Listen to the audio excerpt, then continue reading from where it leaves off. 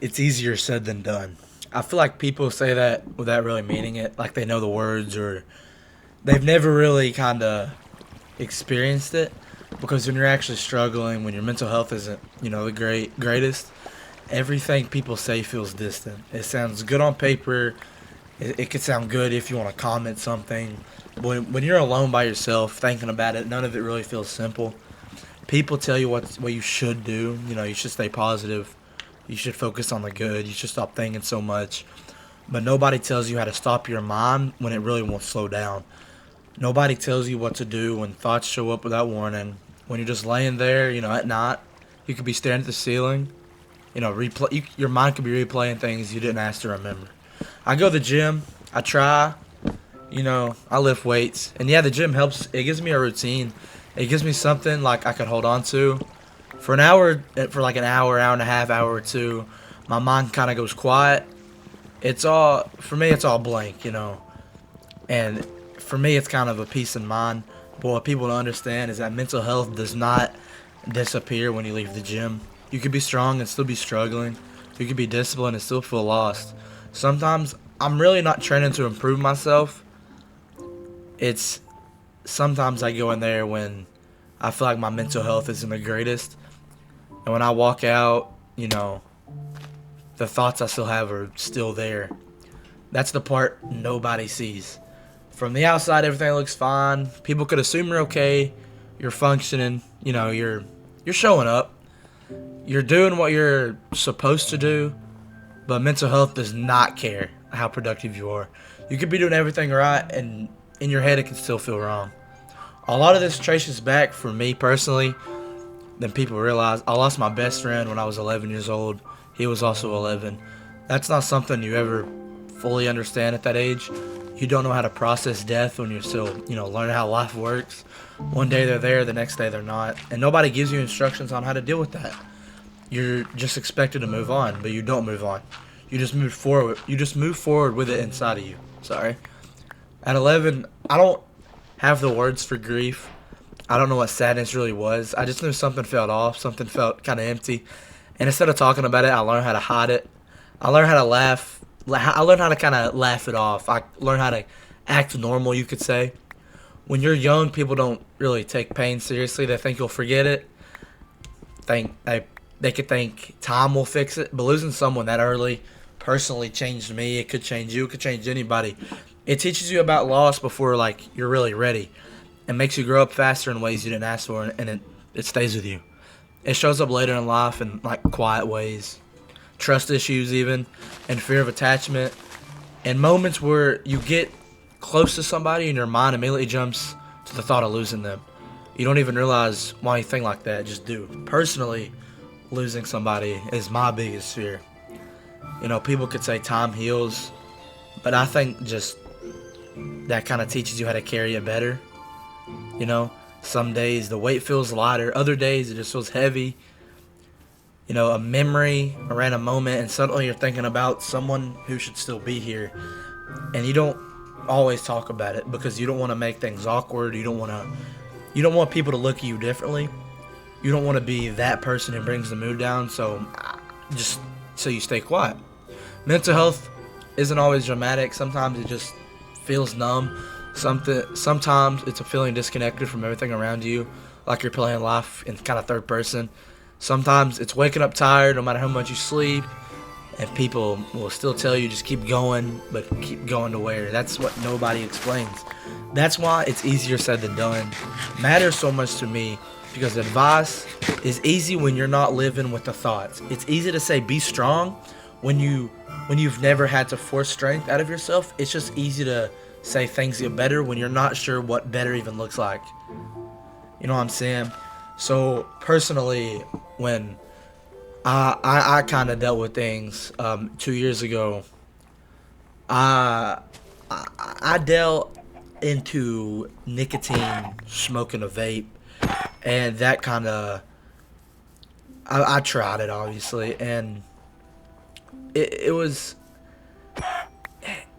you could say it can help you stress out, but I said that, but it really didn't. Nothing I nothing I really did there. or even now, I kind of quit everything. I did stuff like a month ago, but I kind of quit doing that because it's just what your mind thinks. It's all mentality. It's all nothing really. None of the stuff that you could say helps with your stress really doesn't. Like if you're struggling with mental health, grief or something you don't talk about, you're not weak, you're not broken. You're dealing with things that most people do not see, and the fact that you're still here, still trying, still listening, that matters more than what you think. I don't have everything figured out. I still have these days where everything feels heavy on me. I still miss my best friend. I still go to the gym, hoping it'll kind of fix something.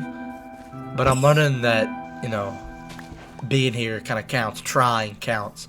So if nobody's told you this today, I'm proud of you. Not because you're perfect, not because you're healed, but because you stayed. It's easier said than done, and you're still doing it. Most people don't stay for the quiet parts. They skip ahead. They want something exciting, something loud. But mental health doesn't work like that. Most of it happens in quiet, in the moments where nothing is technically wrong, but you still don't feel right. Sometimes I wonder how different I would be if I never lost my best friend personally. I don't mean that in a dramatic way. I just think about it quietly, and how early loss came into my life. How it taught me about ending, like endings before I really understood beginnings. How it made me aware that people aren't permanent, even when they feel like they should be. When you lose someone young, it changes how you see the world. You stop assuming things will be okay. Stop feeling fully safe. There's always this thought in the back of your head that says, don't get too comfortable. Even like, that's just me personally, but even, sorry about my voice, but even like when you're older and you lose someone that's really loved you. I mean, I didn't want to sound selfish saying that stuff, but that's just my personal experience because I'm still young. But when you're even, 20s, 30s, 40s, no matter how old you get and you lose somebody you really love, it'll still really affect you. And no matter how it'll still affect you. That's what I'm just trying to get at. It don't matter how old you are, how young you are. It really hurts. That's better. It follows you. It follows you into friendships, into relationships, into moments that you're really supposed to feel happy, like vacations or something.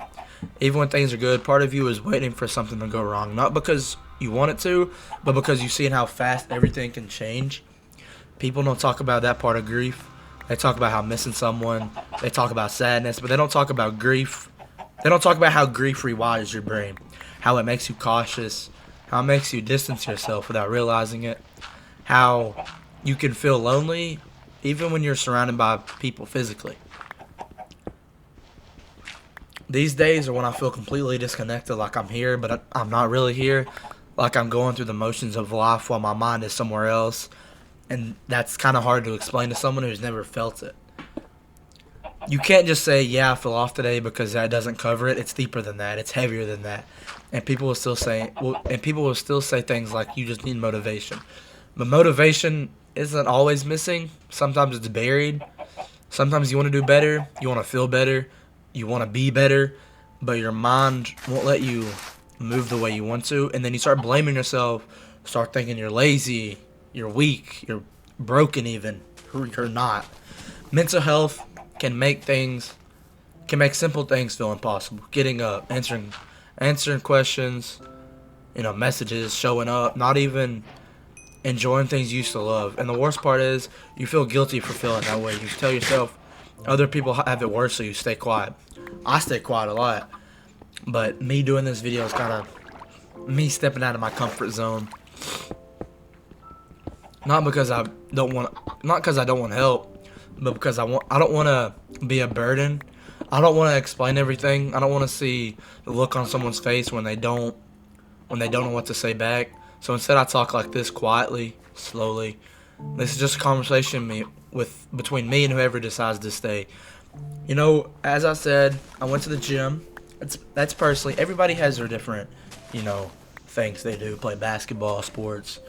But my thing is, I like going to the gym. For me, the gym taught me discipline, but it also taught me something else. It taught me that strength isn't always visible. Some days the strongest thing you can do is show up when you don't feel like it. Some days the strongest thing you can do is admit you're tired. People praise physical strength not because it's easy.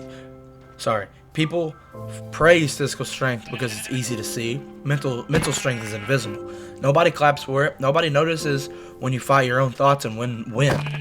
But that fight matters. And if you're watching this while I'm just, playing Minecraft, maybe falling, coming back, it's kind of the point. Healing doesn't look impressive. It's repetitive. It's boring, it's slow, but it's real. I don't talk about my best friend every day, but I think about them more than people realize. I think about the version of me that existed, before I lost them. I think about how young I was, how unfair it was, how nobody prepares you for that kind of pain. And I know I'm not the only one carrying on to something like that. Someone watching this lost someone too. Someone is dealing with anxiety they don't talk about. Someone feels like they're falling behind in life. Someone feels empty and doesn't know why. Your grades could be slacking back. Anything. If that's you, you're not alone in this moment.